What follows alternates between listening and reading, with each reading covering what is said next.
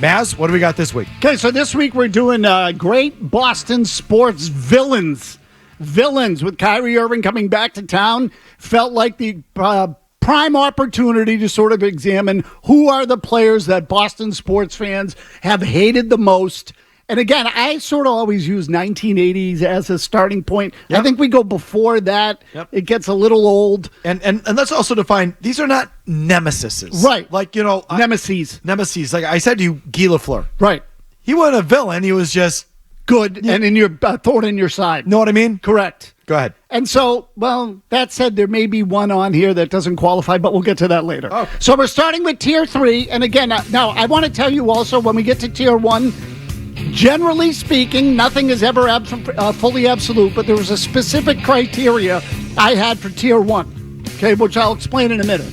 But Tier 3, Bill Parcells, yes, he was loved here, but he did bail on you in the Super Bowl. Bill Parcells was a little bit of a turncoat, maybe a lot of a turncoat. That first Tuna Bowl in '97 when he came back on a Sunday night was mayhem. I was in the building that night. It was awesome. Wild. The emotions for Bill Parcells run very high in both directions. So now I'll try to go through the list rapidly. There are 25 people on this list. I'll get to the 25th name in a minute.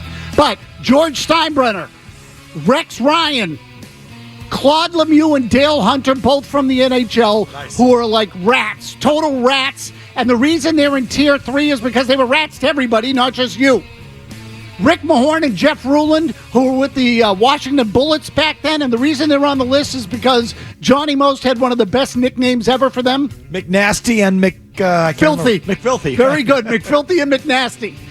Chuck Person, Indiana Pacers, the Rifleman, they used to call him. They also called him the Rifle Mouth because he talked a lot of trash. He was a great villain for a short period of time. Andrew Toney is more of a nemesis, but he did have the nickname the Boston Strangler.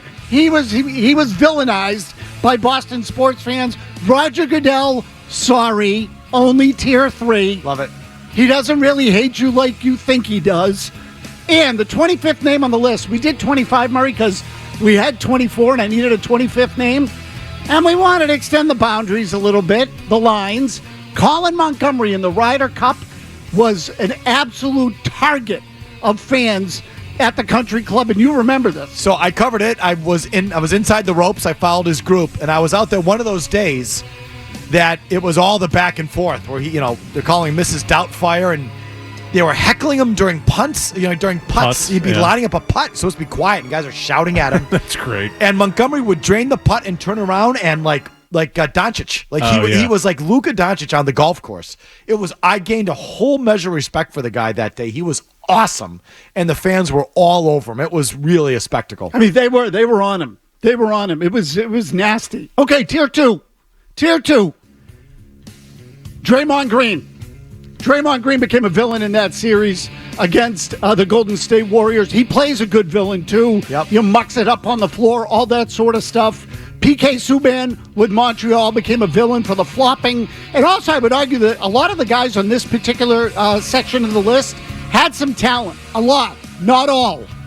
So you had to respect their talent at the same time. Don Shula became a big villain here in New England as the Patriots. Hated him. Oh, they can't stand him. And again, very accomplished guy. Wade Boggs became a villain. Could have been argued for Tier 1, former Red Sox player. Again, I'll explain the criteria in Tier 1 shortly. Bill Laimbeer with the Detroit Pistons. Jimmy Stewart, I think, wanted the whole 80s Pistons on the list, which I can't blame him for. Instead, we picked a guy that was really just the face of the Detroit Pistons, at least from the rivalry with the Celtics. Laimbeer was a good one. The players hated Laimbeer. Bart Scott sort of goes along with Rex Ryan and the Jets.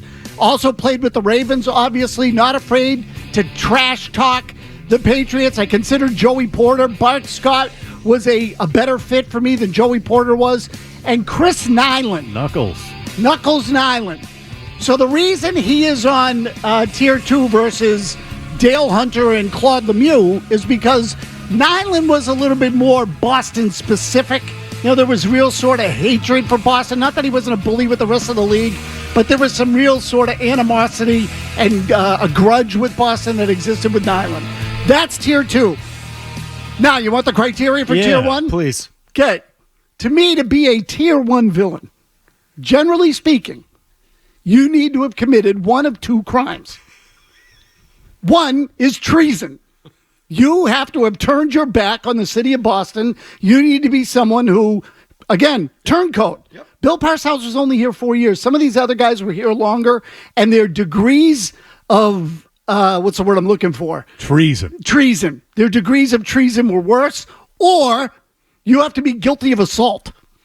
Okay? And that means you have to have hurt a Boston player in some way that was reprehensible. Yes, sir. Okay? So here we go. Tier 1. Kyrie Irving. He's tier 1. I'm sorry. The way that thing went down was just bad. It was bad all the way around. Roger Clemens, another one. I want to play closer to home. Then he goes to Toronto and the Yankees.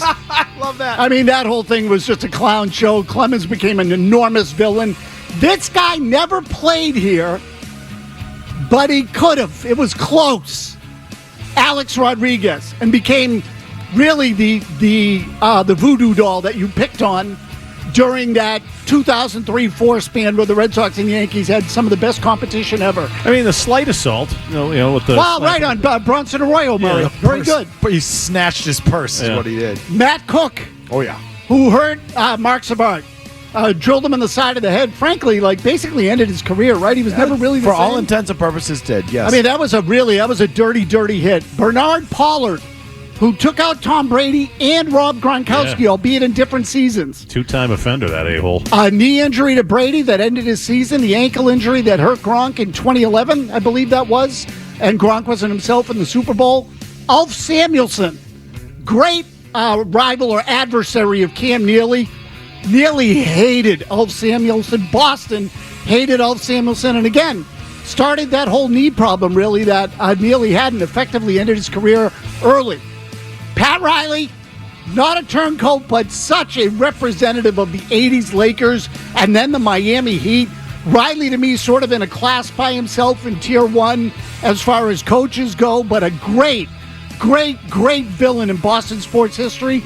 And Jack Tatum, who delivered the hit on Darryl Stingley. And never apologized. Yeah, that ended Stingley's career and really obviously altered his life, made him Never showed remorse. Yeah, made him a paraplegic and really just an awful, awful incident. But Jack Tatum, again, one of the great villains in Boston sports history. That is, those are your 25 people in the 3 tiers. 25.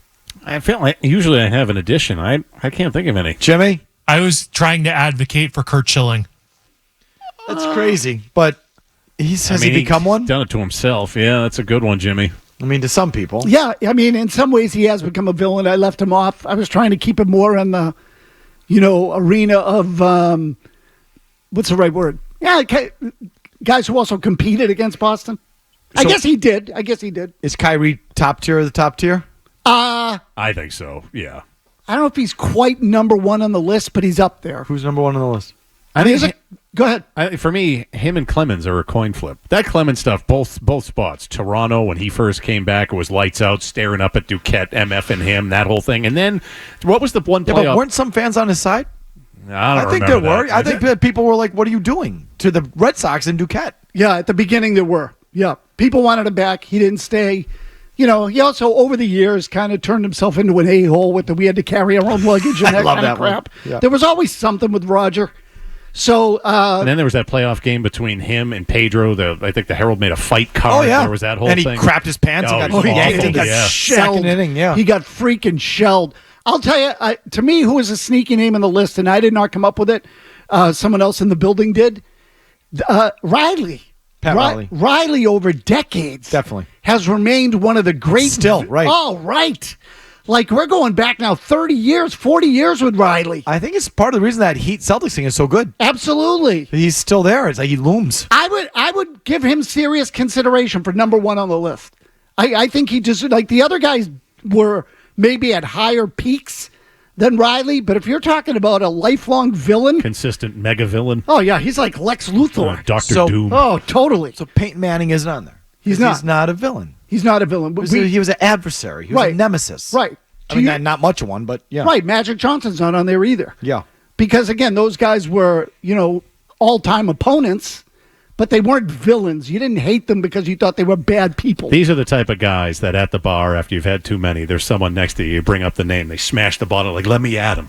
If I see him, he's a dead man. Like, that's what you get on those tiers. All right, you can weigh in on that or anything else we've hit on today as Agenda Free Friday continues after Big Jim Murray gets you updated. If you like that clip, check out more videos from Felger and Mazz here. For more Celtics analysis and opinion, hit this playlist. And for all the latest from the Sports Hub, download the app at 985thesportshub.com.